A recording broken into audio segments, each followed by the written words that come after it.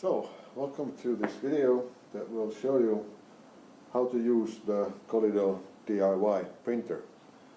The DIY printers, which are the yellow ones, and the transparent Colido 3.0 printers share the same slicing software, which is called RepetierHost, and you probably have already seen the RepetierHost video if you are watching this one. So to show you how to actually operate this machine, the first thing you do is you connect the wire to the wall. You will hear the USB sound from the computer, and then here on the top left hand corner you have a button called Connect. When you click on the Connect button, the RepetierHost will make contact with the printer using this USB cable. And when you go to the manual control tab on the top right hand corner, you need to see idle here. If it says something like 1 or 2 or 6 or 7 commands in queue, then you won't be able to do much because the computer is not communicating with the DIY. In that case, you need to disconnect the printer from here and maybe unplug this one, maybe unplug the computer, plug it back in, and then try to reconnect and see that you finally get the idle here on the top right hand corner. The next thing you do is you turn on the heat, because without heat you won't be able to do anything to the filament in case you want to change the filament or make sure that you are getting extrusion from the printer. And the temperature it's going to go to is here. Currently it's set at 200 degrees, and you will see here how the printer is heating. You can also see it down here. While it's heating up, you can go and place your object, file, and then place your object. In my case, it happens to be a blue calibration disc that we use to test our printers.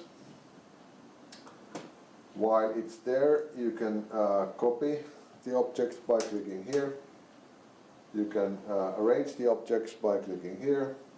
You can center the object if you have it here on the side and you want to center it. You can click on the center button. You can size your object by clicking on scale. If you don't want them all to be scaled the same way, you can click here and unlock the scaling.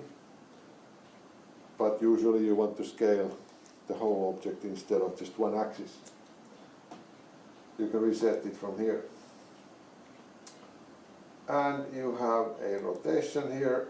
You can rotate your object 90 degrees by clicking on this one, or you can rotate it this way, but this of course is not very good if you think about the printability of the object. So leave it flat and then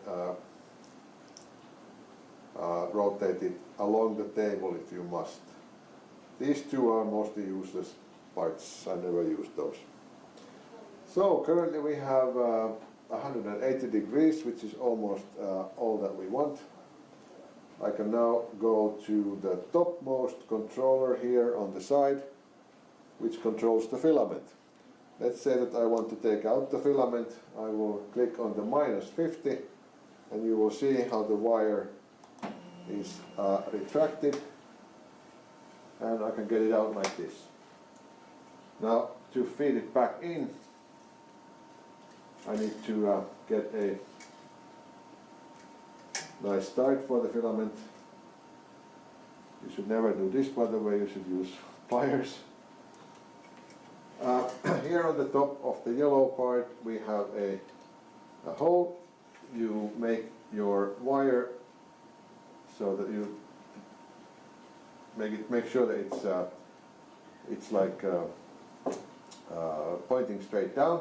Put it in the hole until it stops, and then here use the 50mm button, and that will start to insert the wire into the printer. You can feel it with your finger if you put your finger here in the back, and you will see how it starts to extrude material from down there in just a moment.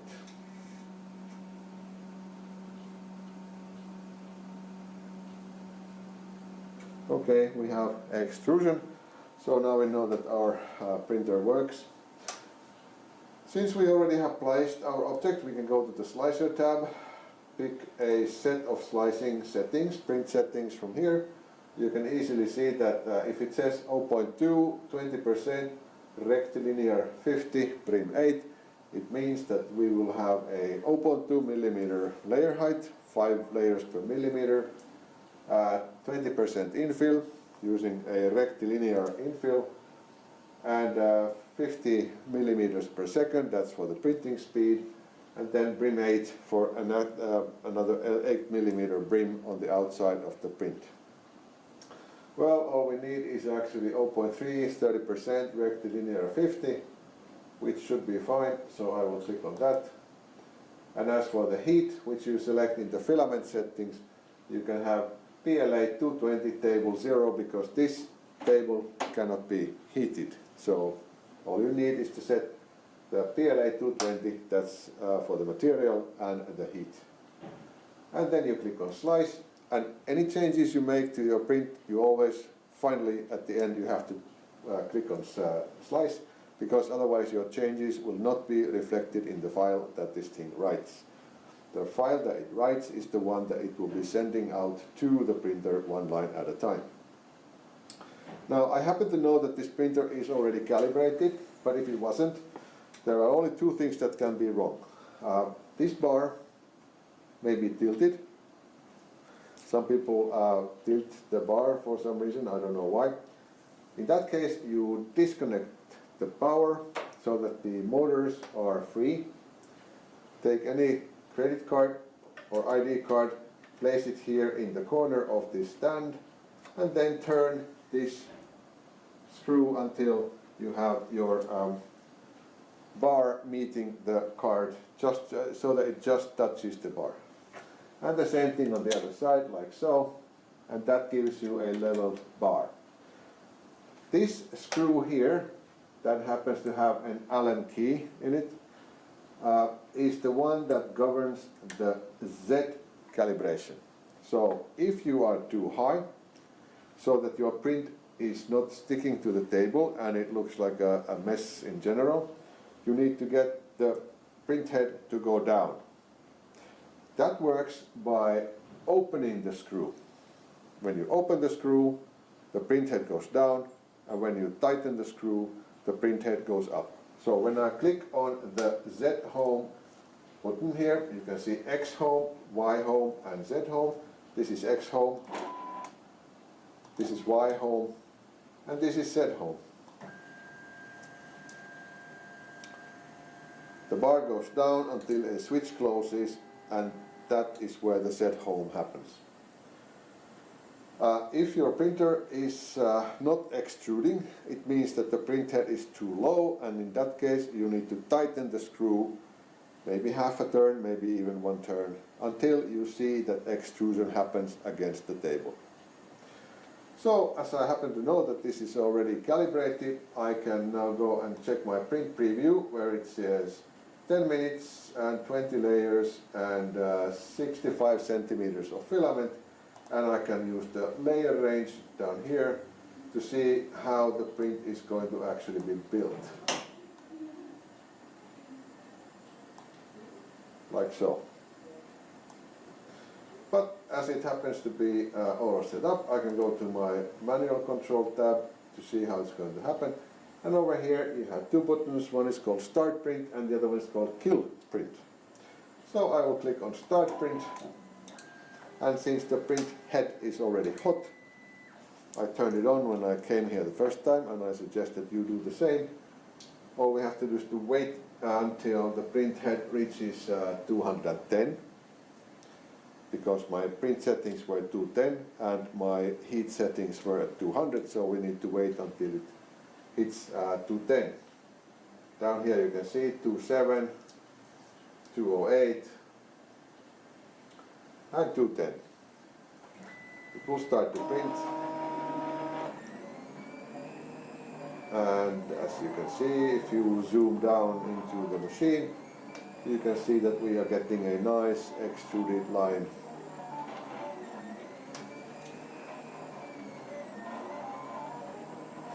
We are slightly too low because it's not giving, you could actually see the extruded line as slightly round, but currently it is, the printhead is so much down that it comes out very flat.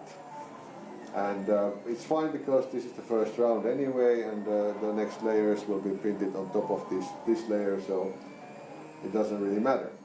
Now this is going to take us 9 minutes, and I'm not going to show you how it works because that's all there is to it. If you wanted to kill the print for some reason, the button is here. Click that and then click OK, and the printhead will move out of the way, and then you can take off the print and start again with something else if you don't like what you are currently printing, or try again by just hitting print. It's already starting to do the infill, and as I said, this is not going to be very very interesting, so I think I will leave it here. I hope you got a nice idea of how to operate the Colido DIY printer.